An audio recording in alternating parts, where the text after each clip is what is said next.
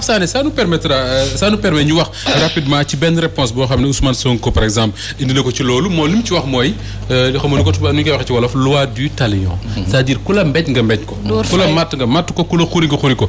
est-ce que ñu bari nee nañ il n'a pas le droit de parler comme ça parce que c'est ajouté à la tension est-ce que yaakaar nga ni noonu la un leader qu'on dit d'un des plus grands partis actuellement de l'opposition est-ce que yaakaar nga ne noonu la war a tontoo li nga xam ne moom moo ci li nga xam ne moo xew Fouta. waaw Moussa da nga bañ ba ne leader parce que leader la. leader nag day fekk nga am la confiance de plusieurs milliers ou millions de personnes yi nga xam ne ñoo lay déglu. oui et lii du fi guléet. kii nga xam ne moo doon président Ablaye Wade je crois que les vidéos sont encore là visibles. toll na fi ay jamono. élection présidentielle de 99 2000. taxaw fii xamal xale yi. militant mi ak ñi nga xam ne ñoo ko toppoon. ni que moom waxul sax takk der waxul sax nit. waxul nit dóore dafa ne bu la alkaati dóoree. utal chaîne nga dóor ko fayu. parce que amuñu droit dóor la. bu yoree lacrymogène utal xeer bu utee lacrymogène utal xeer. donc loolu c'est des discours politiques yàggul fii 2011 2012 kii nga xam ne moo fi toog tey di président Macky Sall. toog na fii Walfadjri toog ci beneen télé. wax fii wax yéen men c'est-à-dire ne kuñ fi dóor na nga fayu. waaw président Wade recruté na. ay mercenaires. ñii ñi ngi jaaree par la frontière sud du Sénégal ñii jaaree Guinée ñii jaaree xaw ma fan dugg ci Sénégal. Macky Sall moo waxoon loolu waaw. les vidéos sont là. donc ñooñu du ñu ay alkaati du ñu ay gendarme kuñ fi dóor fayul. donc tey jii bu ñu gisee nag benn problème bi nga xam ne c'est un problème bi nga xam ne tey jii comme je le dis qui est devenu viral parce que tous les jours léegi dafa mel ni sénégalais yi moom la ñuy ndékkee moom la ñuy añee moom la ñuy reeree. mooy la présence de nervi ku mel ni nag Ousmane Sonko nga xam ne tey jii coow li fi am yëpp qu'on le dise ou pas ci moom la soxee ko. donc yoon la en tant que leader qu'il tienne ce discours ce n'est pas une nouveauté c'est tout à fait normal parce que tamit nañu waxante dëgg Sénégal dëkku yoon la dëkku yoon mooy maanaam dafa am la nga xam ne mooy violence légitime dafa am ñi nga xam ne ñoom la ko constitution ak charte Sénégal jagleel. mooy takk der yi.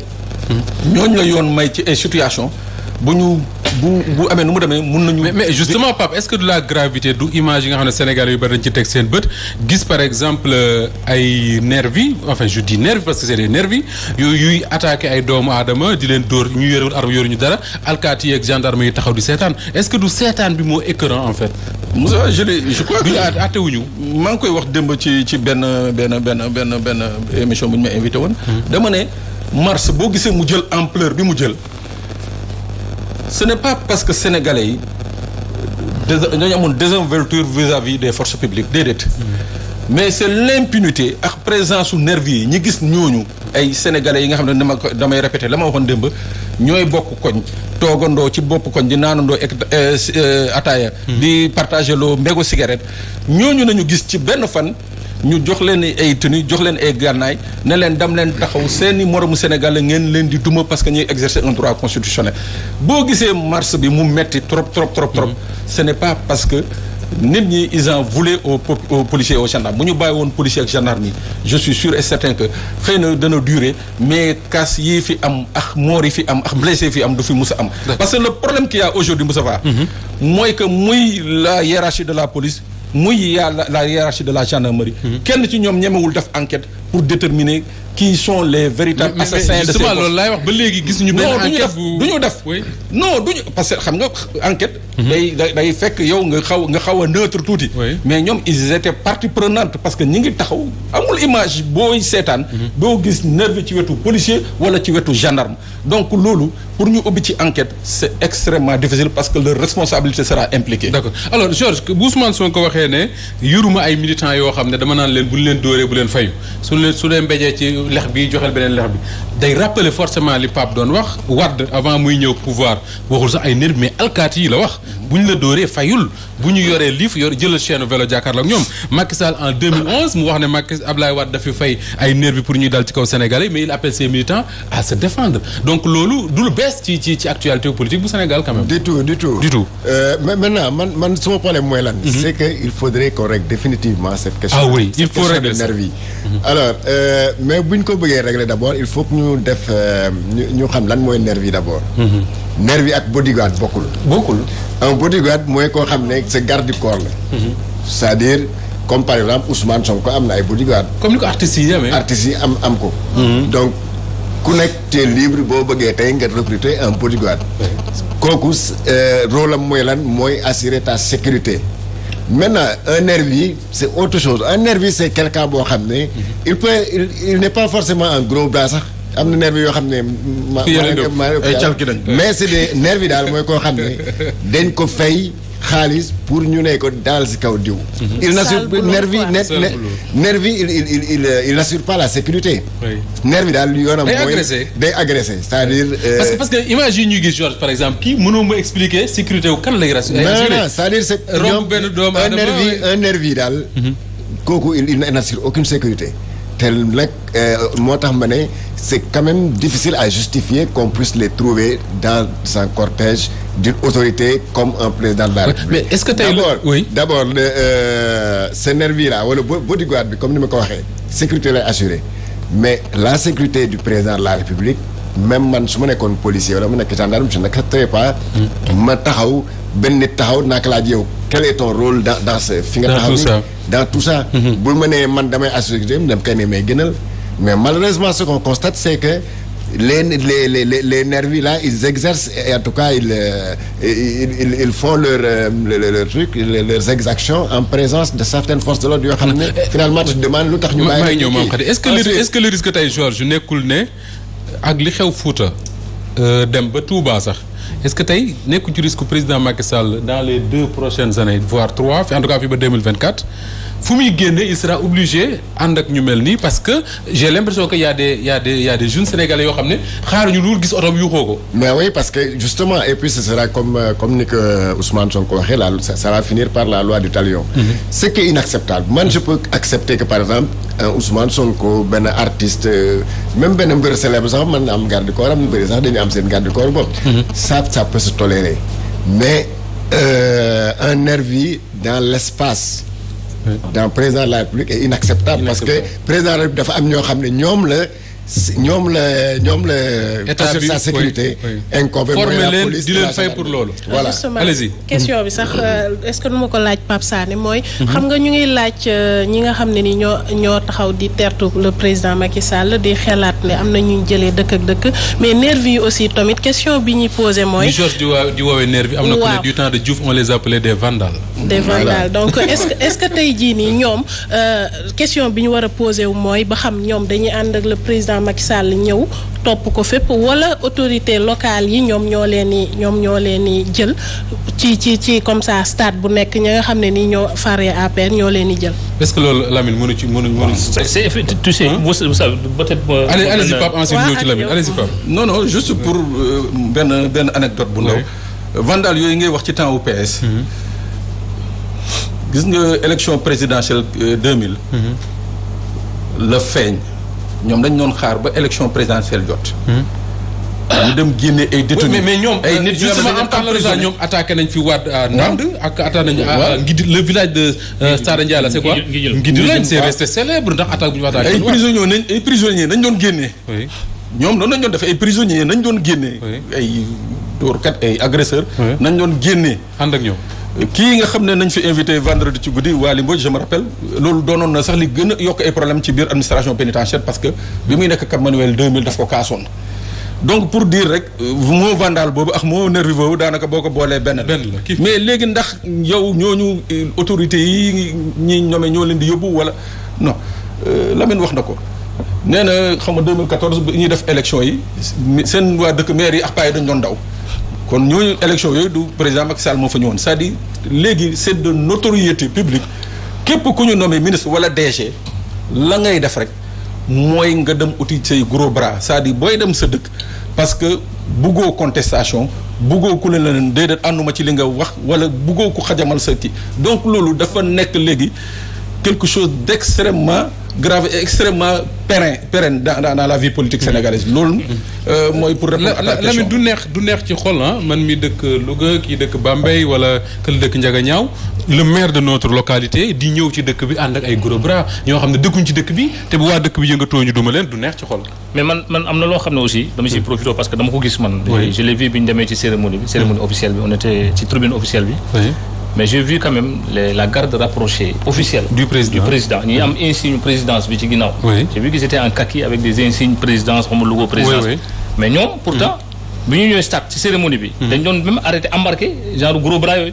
mooy yoon da nga doon gis un responsable bu ñëw bëgg a dugg ak ses 20-25 mais ñoom dañ leen doon embarqué comme des vandales. dañ embarqué leen tere leen dugg te dugal leen ci oto bi ça c'est suñu kanam pour dire que ñoom aussi quelque part ñu ngi góorgóorlu mais li kii wax rek la parce que en fait peut-être le mal est plus profond que ça il faut que la police la gendarmerie jël seen responsabilité jëm ko arrêté benn yoon avant que l'irréparable ne se alors ñu waxtaan kon Pape Sané ci insécurité parce que week-end bii quand même Sénégal yi dégg affaire mi ñu ngi koy commencé miin mais dégg nañu doy waar mooy attaqué benn hôtel agressé ay nit rey ay doomu aadama jël alal yóbbu mu mel ne dafa commencé di takkardaase ci fan yi te su ma juumul diggante fan yi rek lu ma 32 plaintes déposé nañ ko ci commissariat yeeg gendarmerie justement pour des choses de ce genre. waaw Moussa Ba xam nga insécurité dafa doon la nga xam ne je crois que tey jii day gën a yokku ça moom je dis que c'est un constat il faut que sénégalais yi def ko seen bopp. day gën a yokk xam nga ndax nag muy gën a yokku. mooy que le sentiment d'impunité bi nga xam ne moom la ñu considéré dafa mel ni mars dafa débrider mooy maanaam xam nga nu ñu mën a waxee débrider jeunesse bi. déclenché dafa am effet déclencheur. li xewoon mois de mars. dafa may fit xale yi. moo tax ma ne la présence nerveux yi looloo tax mu garaaw léegi insécurité bi. boo gisee ñi ciy wax mooy que kilifa police ak kilifa gendarmerie yu bëri. soo waxee bu ñuy wax dañ naan non c'est un sentiment d'insécurité. mooy maanaam nit ñi ñoo def seen bopp bokkut ak réalité. nit ñi ñoo def seen bopp ni que insécurité la. ma ne nag man sama wàllu bopp comme nit ñi ñoo def seen bopp ni que dafa am insécurité ñoom nañu fexe imposer nit ñi sentiment de sécurité. comment faire waaw comment faire nag mooy que boo xoolee comme ni nga ko waxee week-end bi. pratiquement nga xool. yenn agressions yi fi ñu ko doon dégg c'est un peu dans la banlieue. mais ci week-end bi ñu gis fii fu mel ni Massalikul Jinaan. oui. xam ne à 200 mètres policiers yaa ngi fay monter circulation. à même pas moins d'un kilomètre il y a le poste de police des HLM. oui. bëccëg ndar kam. bëccëg ndar kam booy yore fa taxaw yore seen i chaîne ak seen jaas yi ku romb ñu agressé la. le même cas s'est produit au niveau de la VDN. nga dem au niveau de Pikine wala Kër Massar wala kii. léegi bëccëg la ñuy agressé. loolu yëpp mu nekk ay faits yi nga xam ne am na mais loolu tey jii c'est devenu notoire c'est-à-dire que l'insécurité est devenue notoire. mais ndax lan insécurité bi daal di bëri en zone urbaine actuellement. mooy man li may wax dama ne quelque part mooy que y a eu une rupture. ci mission yi nga xam ne moom la police ak gendarmerie wanoon def. parce que problème bi tamit Moussa nañ ko wax te dee. mooy que. non nañ ko wax te dund kay. waaw d'accord nañ ko wax te dund boobu. parce que dañu remarqué benn affaire. Les commissariats et les brigades yi nga xam ne seen mission première. mooy assurer la sécurité bi nga xam ne moo nekk seen i gox. tey doo gis benn commissariat bi nga xam ne mu ngi organiser ay patrouilles à pied wala ay patrouilles motorisées amatul. loo gis personnel commissariat yëpp wala brigade gendarmerie yëpp dafa mel ni seen vocation c'est d'aller faire la circulation. alors que tey jii circulation je crois que tey jii.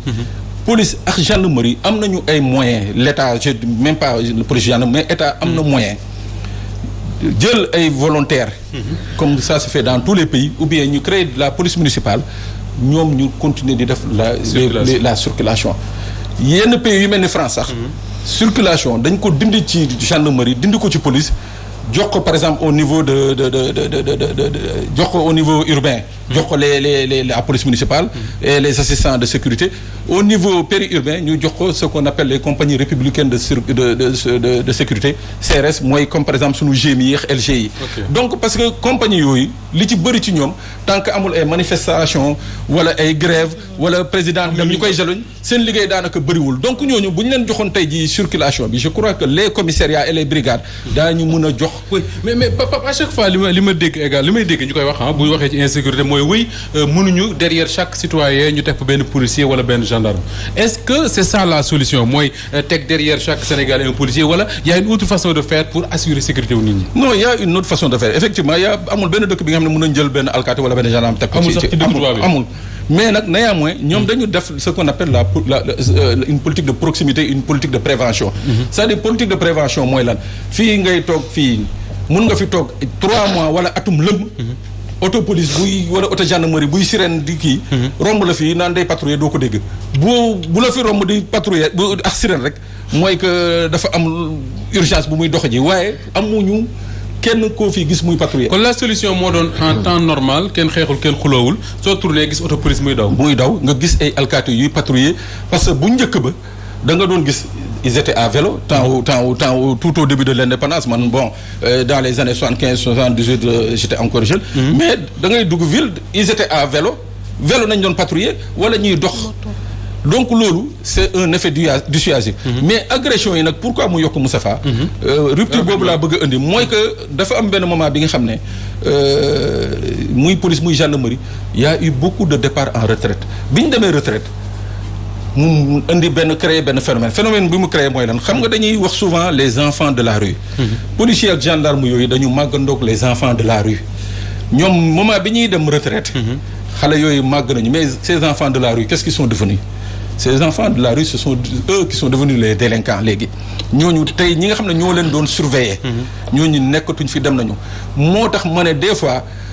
baax na rupture yu mel noonu ñu koy éviter dans les forces de sécurité en quoi faisant mooy que ñi nga xam ne dañu am cette stratégie et cette pédagogie di mën a infiltrer les bandes d'agresseurs et consorts nañuy fexe di leen di maintenir régulièrement dans les services de police et de gendarmerie parce que ñoom am nañu benn connaissance bi nga xam ne dana leen permettre ñu xam bande agresseurs yi fi ñu nekk ak nan lañ leen di jàppee mais tey jii le problème qu'il y a un effectif qui est là mais un effectif bi nga xam ne amul moyen technique ak moyen de persuasion pour dem xam fu agresseurs yi nekk donc ça je crois que bokk na ci lu bëri li nga xam ne moo accentuer la violence l'insécurité et ces agressions ici à Dakar.